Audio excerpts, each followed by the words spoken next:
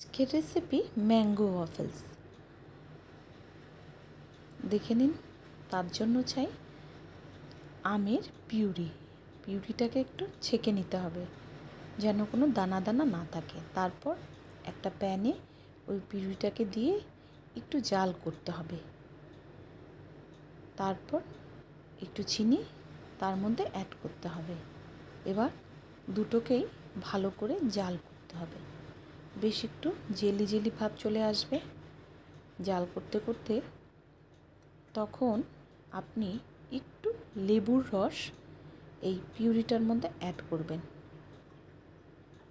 এই লেবুর রসটা দিলে কি হয়, পিউরিটা একদম জমে যায় না, একটু ছাড়া ছাড়া থাকে। এখন ওয়াফেলসটা বানানোর জন্য প্রথমে একটা বোলে বাটার নিয়ে নিন। তার মধ্যে 1 চামচ দই আর একটু ম্যাঙ্গো পিউরি, হাফটা ওখানে জেলির মধ্যে দিয়েছেন আর হাফটা এখানে দিয়ে দিন। তার মধ্যে 1 কাপ ময়দা, 1 কাপ চিনির গুঁড়ো, একটু কর্নফ্লাওয়ার দিয়ে ভালো করে চেলে নিতে হবে। তারপর ওটাকে ভালো করে বেশ ফেটাতে হবে। ফেটানোটা খুব সুন্দর করে করতে হবে, দেখে নিন। আর এই ফেটানোর মধ্যে অল্প একটু দুধ অ্যাড করতে হবে, সেটা আপনি বুঝে দিবেন। খুব একটা পাতলা হলেও চলবে না। দেখে নিন আমার ব্যাটারটা কীরকম হয়েছে। ঠিক এই যে এরকম ব্যাপারটা হবে, দেখছেন?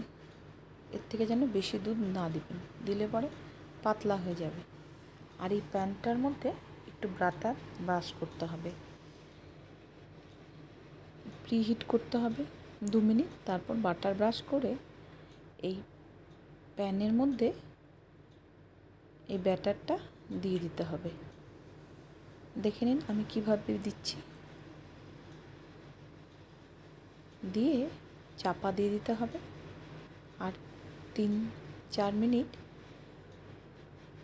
একটু রেখে দিতে হবে, দেখে নিন।